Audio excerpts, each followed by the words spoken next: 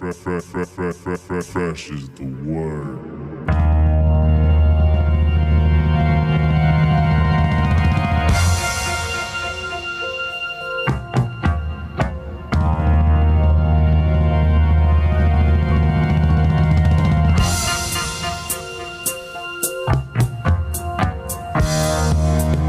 Everybody, welcome to the Fresh is the Word podcast. I'm your host, Kelly K. Fresh Frazier, and like always, we have the freshest of guests for you. We have a return guest for this episode, comic book writer Erica Schultz, as she just launched their Kickstarter campaign for their newest graphic miniseries, Deadliest Bouquet. What you'll see in this story is three sisters trained by their Nazi hunting mother. They must come together to help solve their mother's murder, all while dealing with their own issues with each other. It has this 90s grunge meets pop feel to it, taking it back to the pop culture many of us experienced in our youth. During this chat, I got to catch up with my good friend Erica while we talked about the Deadliest Bouquet and what to expect from the story and the Kickstarter campaign. It's always fun to chat with Erica, and please go support the Deadliest Bouquet. I got to read issue number 1, and it's off to a great start. So, after a word from our sponsor, let's get into this interview with Erica Schultz. Before we start this podcast, I want to definitely remind you of a sponsor for Fresh is the Word, 20 by 20 Apparel. Founded in 2015, 20 by 20 Apparel brings original tributes to pro wrestling's classic arenas, moments, and events. They look to spotlight the bloopers, bleeps, and body slams along with the biggest, smallest, strangest, and strongest. In the world of wrestling where there's hundreds of shirts, promotions, flyers, social media accounts, and ads, don't get lost in the sea of parody shirts and display fonts. They can provide professional graphic design services at a reasonable price. 20 by 20 also hand screen prints all the tees in-house. So if you'd like to discuss a possible run of tees, posters, koozies, foam fingers, or even Zubaz, then drop them a line at 20by20apparel.com. That's the number 20x, the number 20apparel.com. And also check out their enamel pin line. It's super cool. Welcome back to the Fresh is the Word podcast. And we have a return guest for you. Not only she's a return guest, she's a very dear friend of mine. She's a comic book creator and writer, Erica Schultz. How you doing? Hi. I think this might be my third time on. Oh, wait a minute. I think we did one solo, and then were you on with somebody else? Like, didn't you? I was on with somebody else at one point. We did a solo one. We did one for M3. We did one for Forgotten Home, and this is for Deadly Bouquet. So yeah, I think this might be my third time on. Oh yeah, this might be your third time on her. Yeah. Woohoo! I always love talking with you. You know, every time we get to see, in the old days when we had conventions.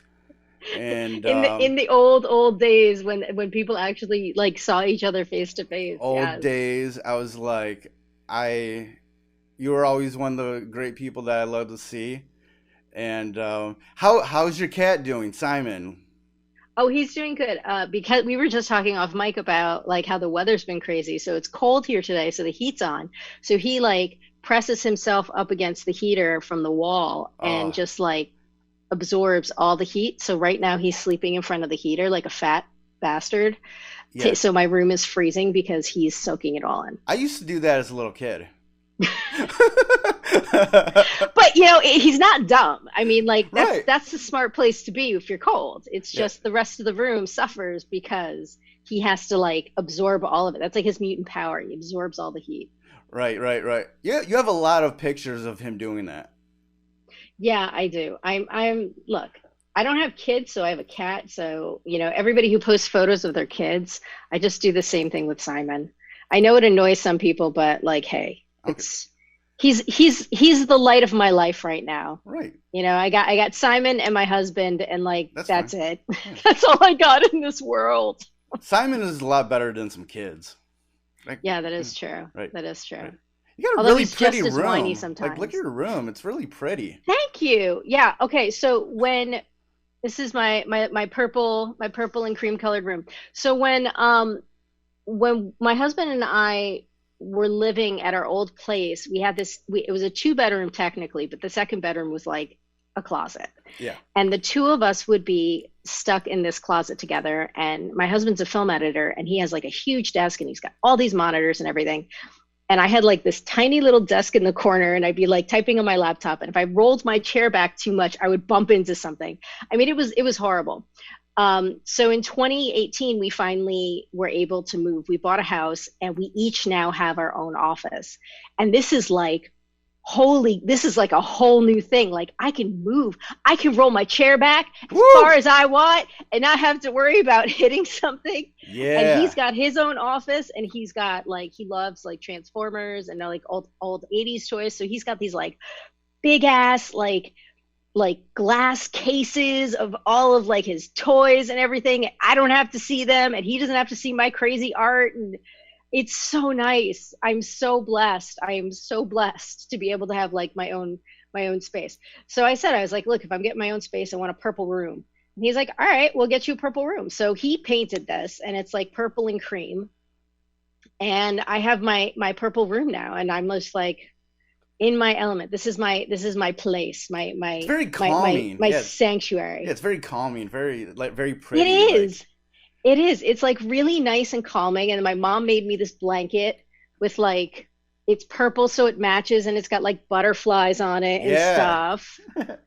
So, you know, and I got like a little couch that, you know, I can take a nap on if I need to. So yeah, I mean, this is like my place. I'm almost like, I don't want to leave. Like, I don't want to go back into society. Like everybody's saying, oh, let's go back to society. I'm like, no, I just want to stay in my purple room and be happy. Yeah. Like, especially over the past few months, I've been doing spring cleaning, and I really rearranged my whole apartment. And everything behind me is like what I want to be shown when I'm doing interviews, and then also it looks great. And like when I was talking earlier about entering the Twitch world, like I want like just things like that. But the rest of my apartment, I have like a bunch of things on my walls too and everything. Like that was one thing when I moved in here like over 3 years ago, was like I went ham on like frames like to hang stuff up. But like over the past year, I've been like slowly exchanging what's in those frames with something else. Like I need to change up. Like I'm kind of sick of seeing this one thing, you know. And that was me 3 years ago, you know. Let me get something that's into me now. So I've switched out like half the stuff, you know. But like I wanted to make, like I turned in my dining area right here almost into like a stage, you know. It's my little. But it looks great, and I love the back with all the different posters up and everything. I think it looks really, and the bookshelf is awesome. Right, and then for my podcast setup is my DJ setup, my podcast setup, my stereo, and then it's all hooked to my TV also, and I have it all hooked up all at once. And then I got like one aux cord that pretty much is so long that it goes anywhere in the apartment. It's like back in the day when you had that one phone in the kitchen and you had the longest phone cord, and you'd like take it into all the different rooms. Yes. So I was able to like get everything all in like one thing now. So now that like I can like play records, like I could play a record right now and it would sound clear to you, you know, on your end. You know what I'm saying? Sweet. So like I was like so happy that I was able to do all this, you know. Plus I gave myself more room, you know. Before I was kind of like in a corner. I was like, But, you're like cramped, and that like cramps your creativity too, I think. Yeah. You know, when you're so like, you know, you're stuck in like this little area, and like you can't really like. I think you have to like physically sort of like break out, and that's why people always talk about like if you're sitting at your desk for like 5 hours straight, get up, stretch, you know, move your body around.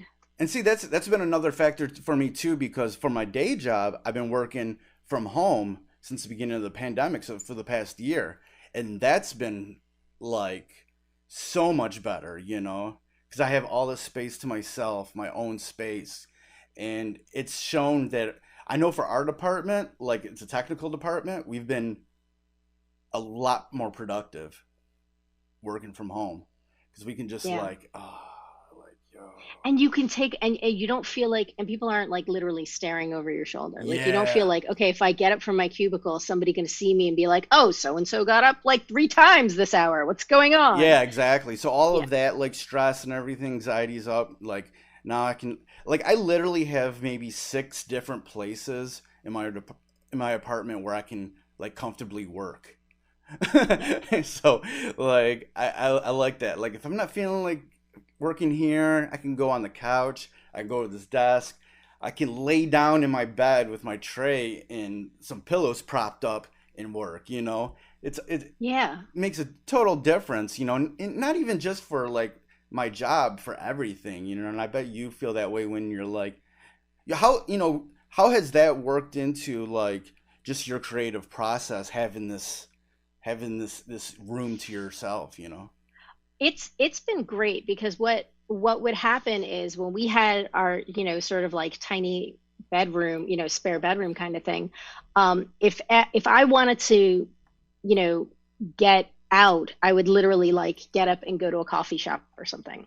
And I mean, we don't really have that opportunity. I mean, some places are Yep. opened up a bit in Jersey, but not every place. And I wouldn't have the opportunity to like sit in the coffee shop. Yeah. And it's too cold to sit outside today. Um, so I would then like get up and then go to the living room, or I would get up and go to the dining room or whatever. But that always still felt very exposed, Yeah. you know? So I can like get up and I can sit on my floor, or I can sit on the like little couch that I have, or, roll my chair to the other side of the room. Or, I mean, just look out the window, Yeah. and that gives me the opportunity to sort of change my perspective and say, like, especially if I'm having trouble writing a scene or something, just literally physically get up, change my perspective, and be like, oh, now I got it, now I've cracked that, and it also helps because I think that you need to be comfortable wherever you are to really do the best creative work. And if you are, in an office that like you have like a jerk boss or like a jerk coworker or whatever, or you just don't feel comfortable in that space, then you're not going to be able to give your best. And I think that that's really important. And like you were saying, like the fact that like you can get up, you can move to your bedroom, you can move to the couch, you have these sort of other places where you can stretch out and really sort of change that perspective to give you another outlet. I think that that's so important. I think a lot of people really are enjoying working from home, and I think that they're sort of realizing this and finding this. I think it's going to be really interesting to see what happens when things really start opening up, and if people are going to be like, oh, you have to come back to the office, or like, no, come back to the like 2 days a week in the office and then the rest of the week home. Yeah. I think it's going to be really interesting to see like how companies do that and what like they choose to decide and stuff. You know, I think a lot of the evidence is so overwhelming now about how positive like working remotely has been, that if you're forcing your workers just to come back to the office you're just being a dick. You're just It's like, why, man? We've been successful for over a year now. Why do we have to do that? right, You right. know, I mean, which is a real pain in the ass. Like, I know some people don't have like the technology at home, Yeah. or like right at the beginning of the pandemic. I have a friend who does CGI work for film and television, and it was a bit for him because he's like, my home computer cannot handle what I need to do. So they ended up like, the company ended up sending him stuff. He's like, but now that I have like the capabilities at home, there's really no point in me going in. So I mean, they're talking about maybe doing like once a week, come in for like a team meeting, Yeah. for a couple of hours. And then, once you have sort of like your marching orders, go home, go do your stuff. And then the next week come in and present, kind of thing. So he's like talking about that. He's like, maybe once a week, once every other week or something, we're going to do that. But now that we're all pretty much set up at home, there's really no point. So yeah, it's really going to be really interesting. I mean, I've been teaching in person. I teach at the Kubert School 3 days a week, and I've been teaching in person since September. So that's my, getting out of the house and Hmm. doing something and seeing human beings. Um, but for like the summer and stuff, I mean, I'll still be teaching some stuff over the summer, but it's gonna be interesting to see what happens. So, All I right, mean, we so have, yeah. sorry, go on. All right, so you have a new comic that you're working on. It's Yes. coming out. You're doing a Kickstarter in May. It's called The Deadliest Bouquet. It's about three sisters trained by their Nazi hunting mother, and they must come together to solve their mother's murder and not trying to kill each other. You know, it was set in 1998, so like it's cool because like that's like our period of when we were young, you Yeah. know, and you know, teenagers and everything. So it's just like, yo, I love the feel that you have with it, with you know, with the logos, with everything, you know. So like you know, talk about, you know, your ideas in creating this, you know, like where did this idea come to mind? I was on the phone. I'm pretty sure I was on the phone with Liana Kangas, Yeah, who's shout out to an artist Leanna. and creator. Shout out to Liana. I think I was on the phone with Liana, and I just sort of blurted it out. And it kind and I'm the type of person where I always have a notebook with me at all times. Like every room in my house has a notebook and a pen Yeah, because if I come up with an idea, it has to get written down. right. Um, and so a lot of times I'll just blurt out ideas and just write them down and not really think about them. But then, you know, I'll sort of like walk around the house and be like, oh, that's an interesting idea. You know, take a photo with my phone. And I thought it was really an interesting idea. And this idea of like the dynamics between these three sisters. I'm one of three. And there's always this sort of round robin of resentment, like two siblings ganging up on the third, and it's like this constant back and forth. You know, even though it's not three sisters, I have a sister and a brother, but it was always like him against the two girls, or one of us against the other, you know, that Yeah. kind of thing. And there's always this weird thing, and it basically just came down to like survival, you know, like if I mean, you have siblings, you know, like you have to survive with them, Yeah. you know. So it basically came down to survival. So I wanted to sort of raise the stakes, like using that as a base. I wanted to raise the stakes. And I thought this idea of like not just coming from a dysfunctional family, but coming from a family that is like generationally dysfunctional. Yeah. So when I originally came up with this idea, I thought of it as like three different story arcs for each generation. So you had the three sisters that we talk about now. Then you had their mother growing up right after World War II, and being part of this basically clandestine group that is traveling all around the world to hunt Nazis. And then you have her parents, which were part of the French resistance in World War II. So I had like these three sort of generational story arcs. And I started and stopped the story a lot because I kept trying to find a way to make it all work. And I kind of felt like I was trying to put way too much in, and it was Yeah. muddying the water, and I couldn't find a really good through line. So my fantastic editor, James Emmett, he used to work at Marvel, he's worked at 451, I mean, College Humor, he's just a phenomenal editor, and I cannot say enough about him. And please, if you need an editor, which everybody does, hire James, because James is fantastic. I literally sent James like some stupid amount of documents. And I was like, look, I have started and stopped this thing on and off for like 4 years. I don't know. I know there's something there. I just can't find it. So he's like, okay, give me a week. And I sent him like a whole Dropbox folder of like half scripts, you know, whatever. And he's like, and he comes back and he's like, all right, I read through everything. I'm like, God bless you for not hating me. And he said, and I found it. I found exactly where you need to go. And he said, you take this from this and that from that and that, whatever. And the puzzle started coming together. And I was like, oh my God. And this is why I always say to people, like, a good editor really makes the story better. Yeah. And he was really able to say, like, look, you've got tons of ideas here, but not all of them are really gelling. So these are all going to fit together. Take this and go. And he really just helped out. And I was like, okay, now I have sort of a clear path to go with it.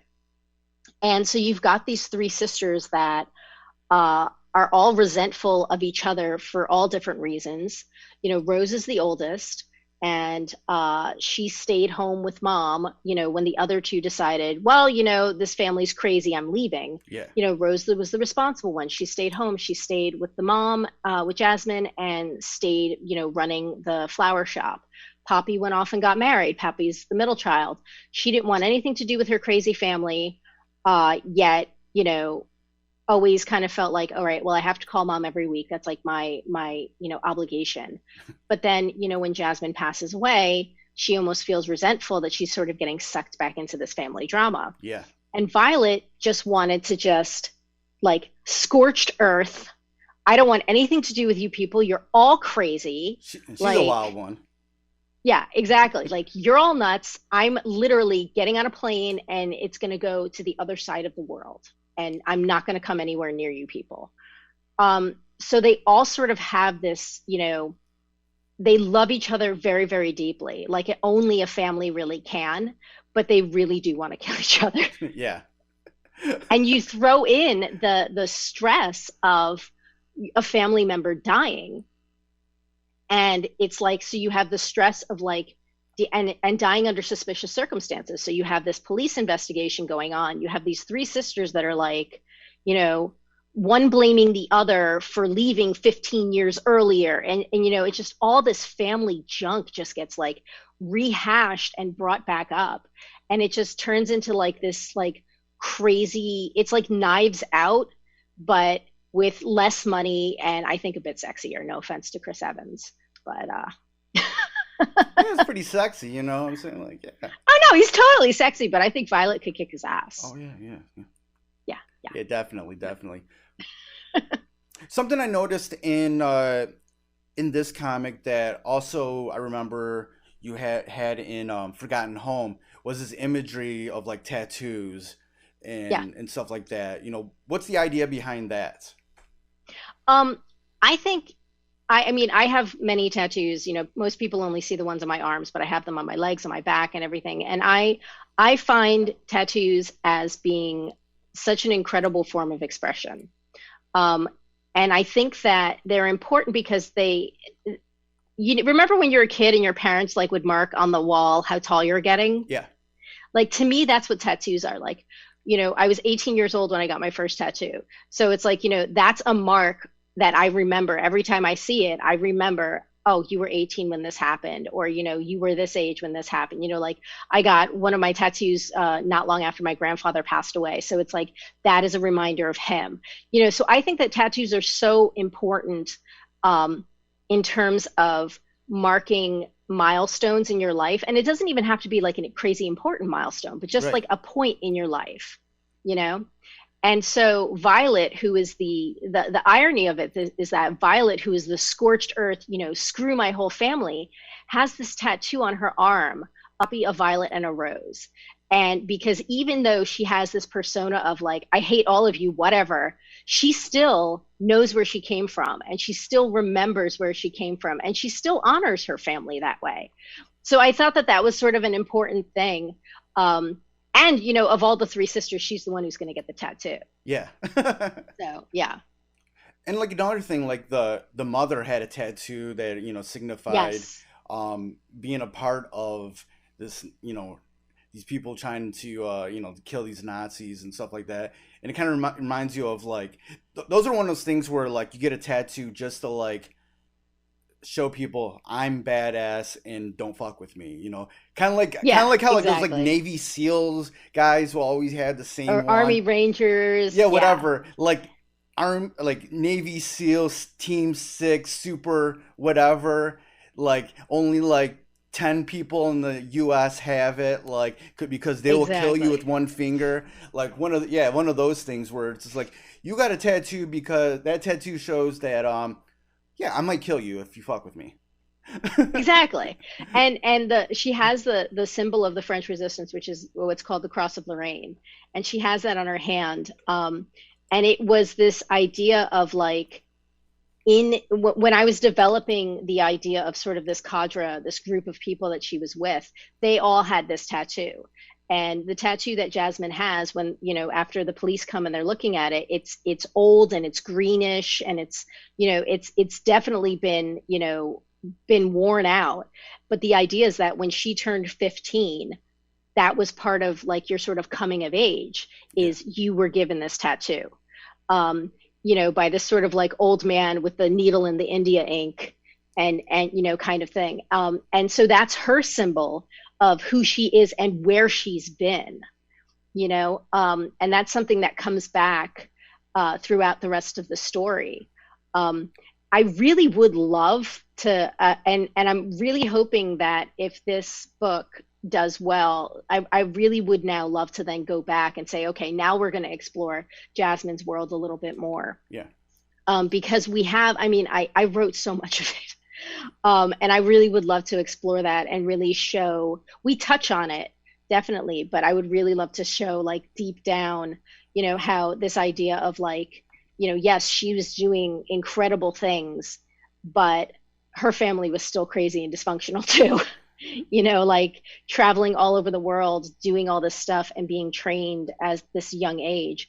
And something, with Forgotten Home that I talked about too, was this idea of like, when can you let a kid be a kid? Yeah. And that is also sort of mirrored in this. And that's something that I kind of felt, me personally growing up, because, like we were latchkey kids, like when we were, coming home from school at 6, 7 years old, like with a key, nobody was home kind of thing, making our own dinners, like that kind of thing. And I think at a certain age, and definitely at a certain time period, sometimes kids grow up a lot faster. They're forced to grow up a lot faster. Yeah. I mean, like my older brother, he's almost 6 years older than I am. And, he was making dinner for me and my sister when he should have been just out playing, but no, he had a responsibility kind of thing. So I sort of touch on that again in this story, as well as I did with Forgotten Home, this idea of like, sometimes kids, they just can't have the opportunity to be kids because circumstances being what they are. And I think that sort of topic is progressing more and more in our society now, because we're still having that song and dance about, what about the kids, in regards to many topics about like gender and sexuality and these things that are, quote unquote adult things. But, the problem is if you don't start talking about them at a young age, when they become adults, they're kind of clueless, So, there is a balance between, what you were talking about, can you let a kid be a kid, with exposing, kind of slowly, like, teaching your kids about things they're going to experience later on in life. There is that balance that I feel like that is progressing more and more in our society. Some people hate it, and some people are like, oh my God, I wish like these discussions were happening when I was 15, Exactly. And that's, and I think the pendulum always swings one way, and then it swings like really, really far the other. And then gently it sort of like gets to like a nice happy medium.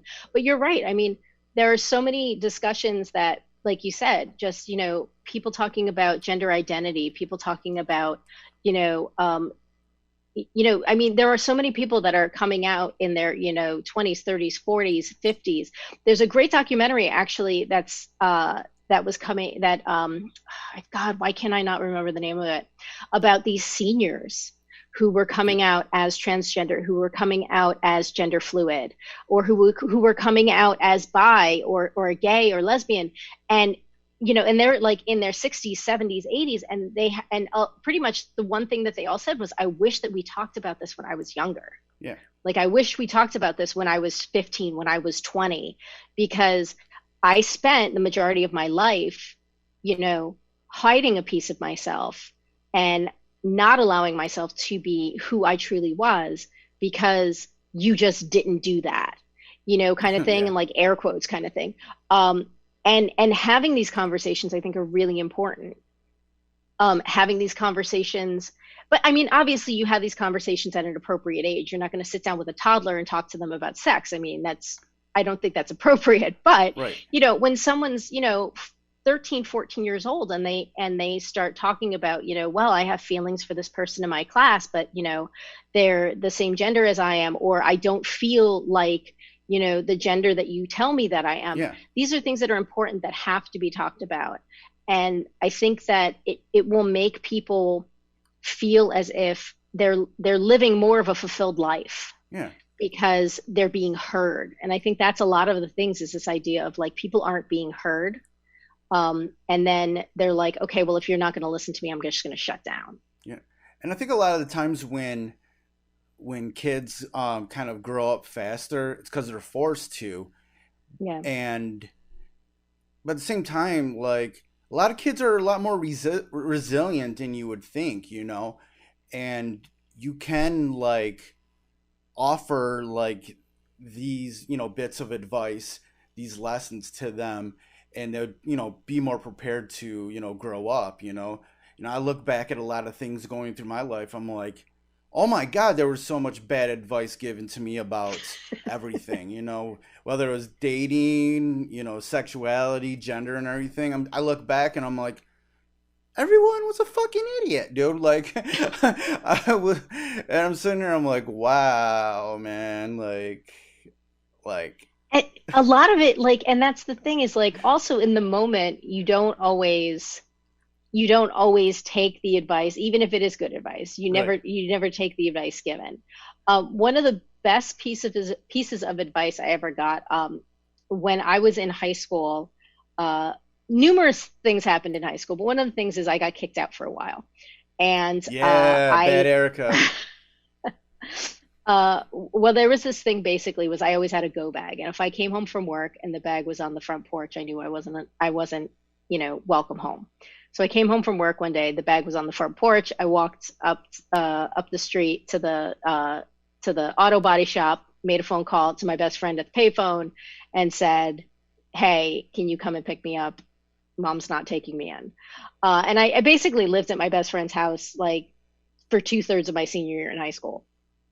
And I remember and this is my best friend of 30 years, we're still best friends. Yeah. And I remember having a conversation with her mom, and I was complaining about my mom, and she stopped me and she's like, Erica, I'm going to let you in on a secret, and I will never forget this. And she's like, you do know that parents are people, right? I was like, what do you mean? She's like, no, like, you're a human being and I'm a human being, and I'm a parent and I make mistakes, and your mom is a parent and your mom makes mistakes. Like, parents are not superheroes.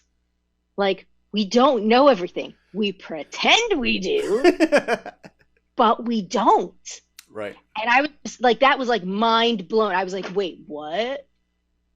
Like, and that's something that I try and remember, like, now that I'm older and dealing with nieces and nephews and godsons and everything. Like, I try and remember that I don't have all the answers, but it's okay to tell them that I don't have all the answers. I think that's where the problem was, is this idea of like pretending like you knew everything and that you were sort of like the paragon of knowledge, when I think now, like, if my niece or my nephew comes to me with something and I don't know the answer, I'll say, I don't know the answer, but I will help you find it.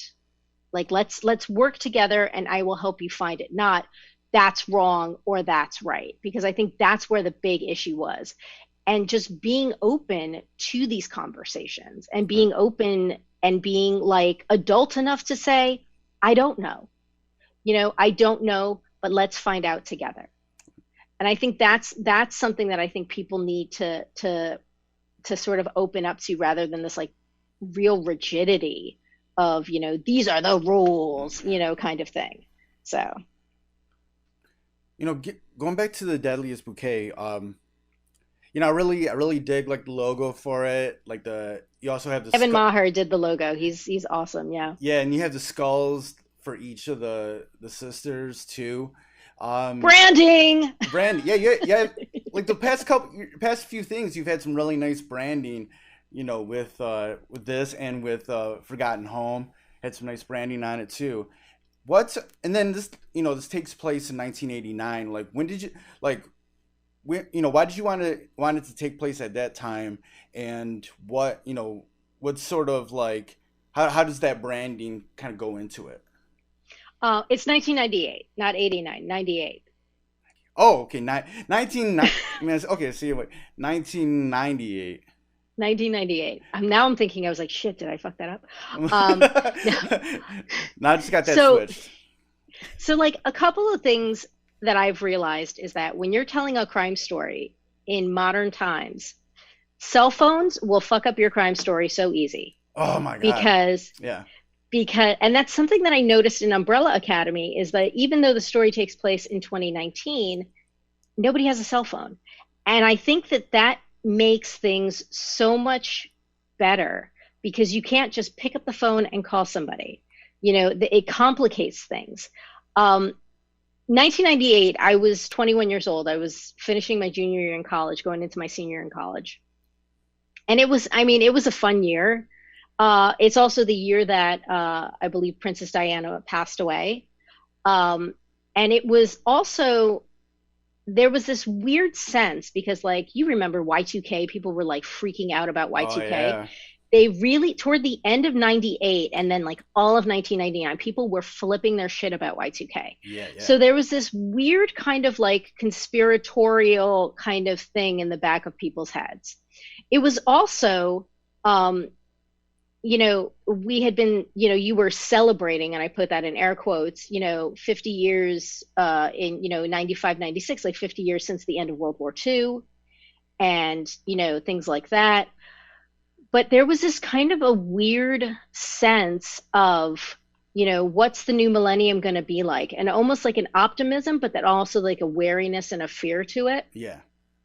And also, I think the music scene between grunge and like the resurgence of like pop and like, and you had like the bubblegum pop of like the Britney Spears and the Christina Aguileras and the NSYNCs and stuff like that coming back. So like there was this really interesting musical, mashup. Yeah, new metal. Exactly. So, and I think that it just made this really cool tone. And also like the fashion even of the 90s. It was like, I don't give a fuck, grunge meets pop meets like throw some neon shit in there and it doesn't even matter, like wear a garbage bag and no one cares. It was weird that like everything that the grunge artists from the early 90s was wearing, the pop artists were wearing by the end, but just cleaner looking. Yeah, they didn't look as dirty and greasy. But it was the same goddamn flannel. They just put it in the washing machine. Right, same thing, man. Same thing. And like I am unapologetically, I will always have the t-shirt, the flannel around my waist, and the Doc Martens and the jeans. Like unapologetically, like I will be buried in that outfit. Yeah, I've seen you before in that. Yeah, I've seen you. Exactly. It's like you're like, yeah, I know you're always wearing Doc Martens, jeans, and a t-shirt. So I think that, so for me, that was just like a really comfortable time. So I wanted to write this really complex, uncomfortable story in a time period that was comfortable to me. Also, nowadays you watch a TV show and it's like the forensic come back in like a week, or, we've got, a match on DNA in, 4 hours. No, I didn't want like all that sort of like really simplistic kind of stuff. Or they can get a freaking an image of a person through the eyeball. Exactly. Like I didn't want that shit. I didn't want it to be I didn't want it to be so low tech, but I wanted it to be plausible, and I wanted it to be like not where you could just pick your cell phone up and call somebody or like bring up the internet. Like not a lot of people had email back then. Yeah, right. Like all these things. And one of the sisters has a cell phone, but I remember in the 90s, if you had a cell phone, you were barely using it because you had to worry about minutes. Yeah.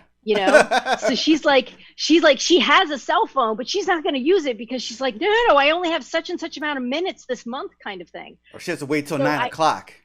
Exactly. So I wanted there to be a limitations to this to what the characters could do, because I thought that having these limitations would make the story more interesting. Yeah. and I forget who it was, but somebody said to me like, "Oh, you weren't even born in the '90s." I was like, "Thank you. That's so kind of you to say." I was like, "But I was 21 in 1998." So I mean, so I remember those times fondly, but I also think that like the environment, like we were talking about, like the music and the fashion and everything, I think that really allows it to be like to look like this really cool looking book. And Carola Borelli and Gab Contreras working on the art has just been like awesome. And I told Carola, I was like, look at Buffy, look at old episodes of Charmed, look at what was the other thing that I said? I forget what it was, but I basically, like, remember the movie Poison Ivy with Drew Barrymore? Yeah. Like, I was like, I just basically put up this Pinterest board of like my ideal 90s looks. And I was like, here, go wild. Right. And Violet kind of has like that clueless look going on. Yeah, she's got like, Kevin Wada, who did the cover, just like, blown away. So amazing. I said the aesthetic is Clueless meets Pearl Jam meets Law and Order. I was like, the three like strangest things, like just, and he's just like, that sounds awesome. Right.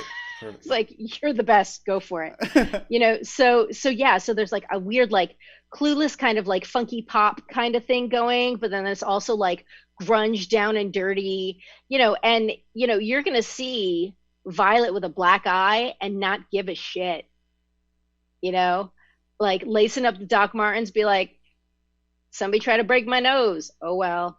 Right. Kind of thing.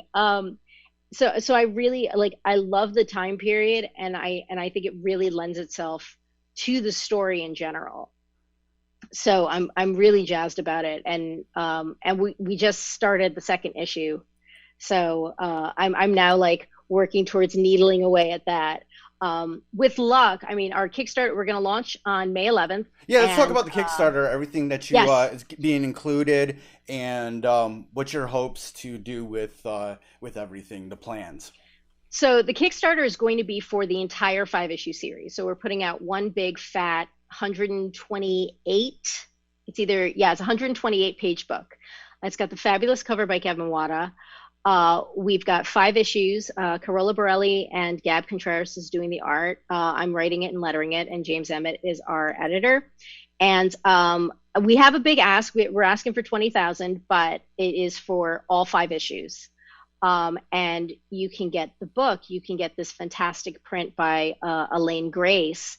You could get a number of different books. We're doing like a blind box kind of thing where like I'll pick a couple of number ones that I've worked on, like whether it's Mandrake or M3 or Charmed or whatever, throw that in the box kind of thing.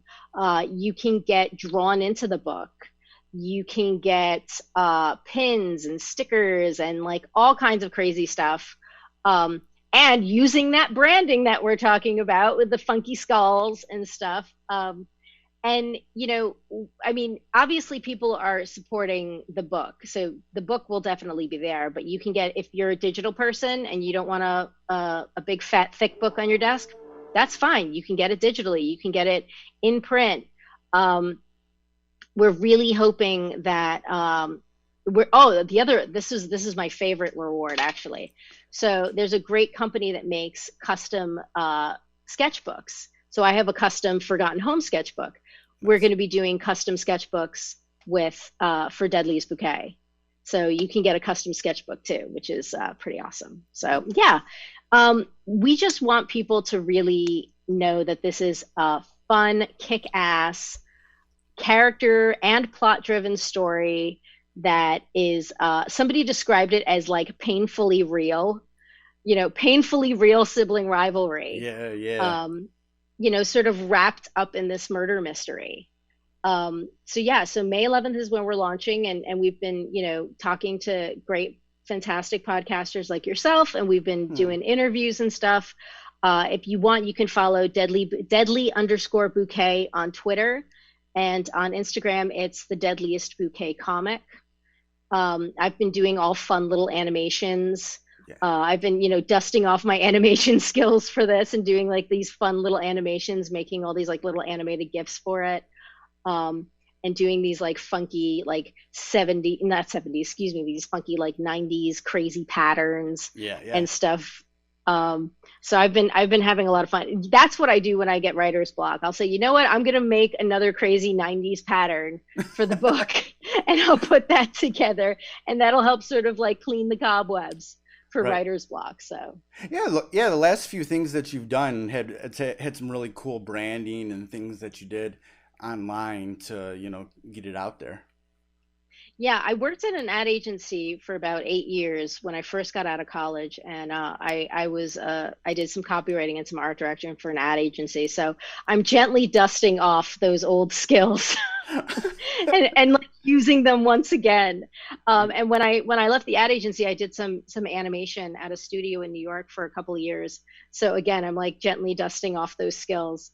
But I mean, my husband's a film and television editor, so I told him that we better have a really kick-ass Kickstarter video that we've been putting together that I've got to like record the VO for this weekend, and then yeah, I mean we're getting stuff, we're moving along as best we can. Because one thing I learned about Kickstarter is this thing about like pre-launch. So we're trying to get together a pre-launch page. So once people sign up to the pre-launch page, once the Kickstarter goes live, they'll automatically be notified, and then they can just go and pick a cool reward and support the project. And yay, everybody wins. You get awesome comics. Everybody wins. Awesome. I'm excited. I got to read the first issue, and it's awesome. Plants a lot of seeds, I'm excited to see where it goes with that. So, go support that when it drops May 11th. Where, you already, told everybody where you can find that information at, but, where can people follow you just to keep, to find out what you're doing? On Twitter, I'm Erica Schultz 42. I actually have 2 Instagrams. If you like cats and all you want to do is follow cats, then it's Erica Schultz 42 on Instagram. Yeah, do that because you get to see Simon all the time. And that's all you're going to see is like all these photos of Simon, some videos of him snoring, because he snores like an old man. It is the strangest thing. Like this cat sleeps like he works a day job. He does, and it's hilarious. I love it. I want to hug that cat. Oh, God. Where is he? Let me get him. Hold on. Yeah, I want to see Simon. Come here, baby. I know, I just woke you up. Come here. Oh, he's right there in there with you. Can't be too far away from Mama. Oh, come here. He just woke up. Simon! Woo! Here, I gotta get a picture with... Look at this big boy. Let me get a screenshot of all of us, Let's see here. Mwah. All right, say cheese, Simon.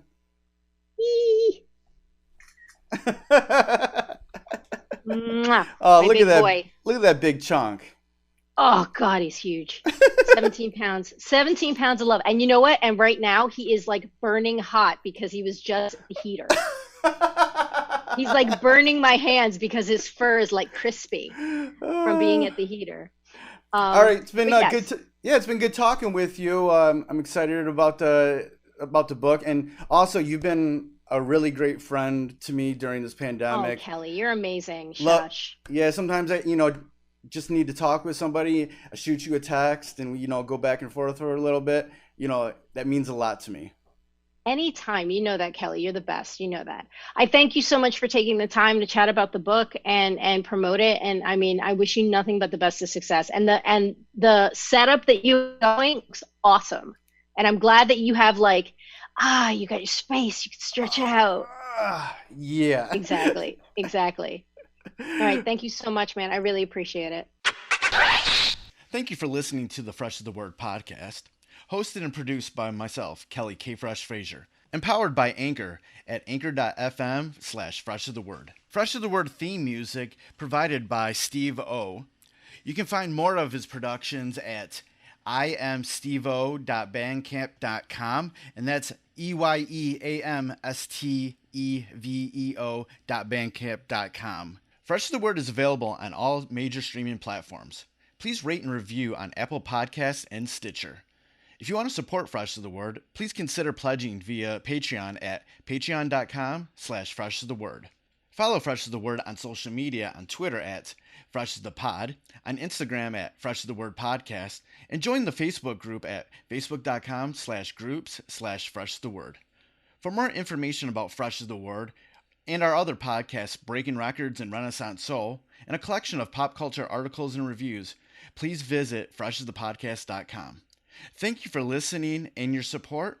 Goodbye and good night. Fresh is the word.